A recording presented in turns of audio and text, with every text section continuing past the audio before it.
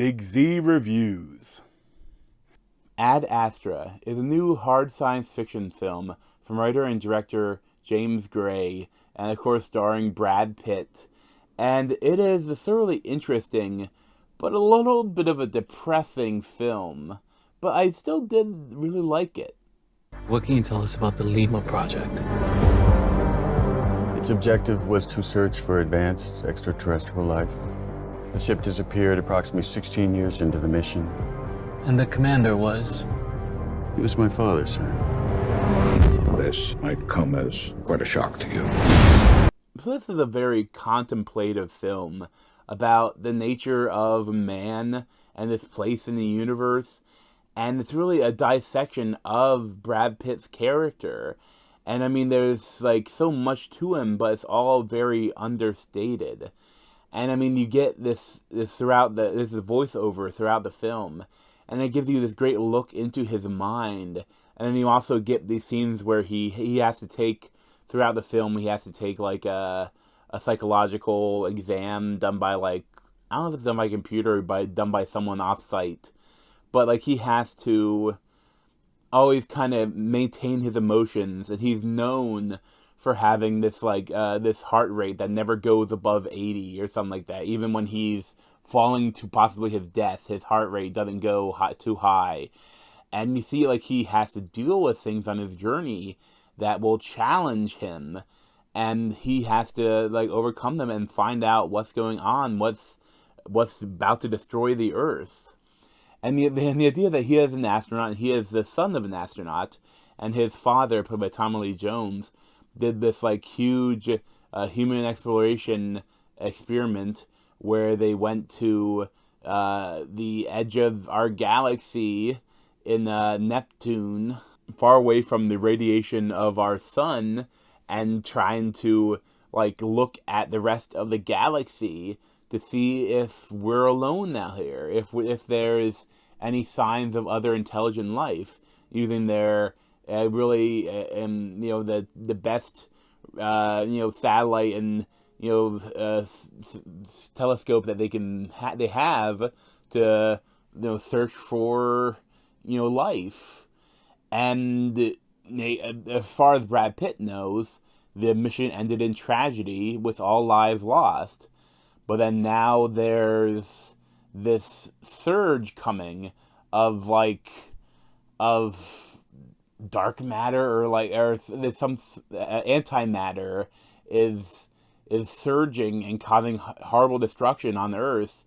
And it seems like the point of origin is where his father's ship last was. So and it's funny because he believes his dad's a hero, but now his the space organization, it's not NASA, but whatever runs the space now, thinks that the guy is trying to destroy the Earth, and he doesn't believe it, but he wants to he still wants to confront his dad about leaving him, abandoning him, and all of the issues he has, and all of the pent up rage that he's been holding in his entire life. And he goes on a journey.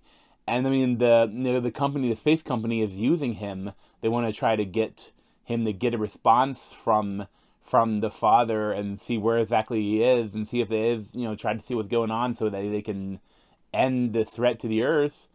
But there's so much more that he has in him that he wants to know, he wants to learn and figure out about his father and about himself. And it's interesting that, the trailers might have sold a little bit different of the film. Like, I was expecting this hard sci-fi, slow burn. But it is a hard sci-fi, slow burn. And when there are some scenes that could have been played up as these epic action scenes, because they are. But the way they filmed them and everything around them, it seems like almost tries to bring it down. Like Brad Pitt never gets too excited about it. He just does his job. And he's like the hero. He's like an action hero, but it's not played like an action film. I mean, like towards the beginning of the film, there's this crazy moon scene, which it's like Mad Max Fury Road, but on the moon. And it's amazing with these like moon pirates Because now that everyone can get to the moon, it's like all the different countries are trying to claim it as their own, so it's like in constant warfare. And some of these countries are brought in these pirates that are trying to, attack everyone and steal stuff. So then they're attacked by these pirates and they have to fight them off. And it's an amazing scene, but it's played like completely silently because it's the moon. But I think where the film kind of falters a little around here, and a lot of other stuff too, is that it never gives a chance for the film to breathe. I mean, like, you have this great scene, and it's like they get to the base where they're gonna have to take a rocket to Mars. I'm like, okay, we gotta go now. We have 1 minute to go before launch. I'm like, what? I want to see more of this moon. I want to see what's going on. What is this? It's really interesting. Don't go running away. I want to see a little bit more here before we leave. But it's a step along the journey. The hero's journey. It's a step. And like, there's another step, and there's a really cool scene there, and another step, and it's like they keep just pushing forward, and never give you really a chance to breathe. I wouldn't be surprised if there's some of this film is on the cutting floor, because it's not a short film, but it feels like, especially at the point when they go to Mars, and stuff is going on, they're trying to contact the father, and you see Brad Pitt stick to the script and read what they want him to read to get his dad to message them back. But then, like, immediately after that, he goes off script and makes like a heartfelt conversation to the father, trying to get him to talk back to him, because he wants to see him, wants to hear from him. And I feel like that there should have been more there. Because you see, in between one scene and the next, see that like is almost kind of breaking Brad Pitt. But I feel there should be more time there. And there is a little more time after that. You spend some more time on Mars. That's probably like the longest section almost of the film. And you learn more about the guy, about his father and himself and what happened.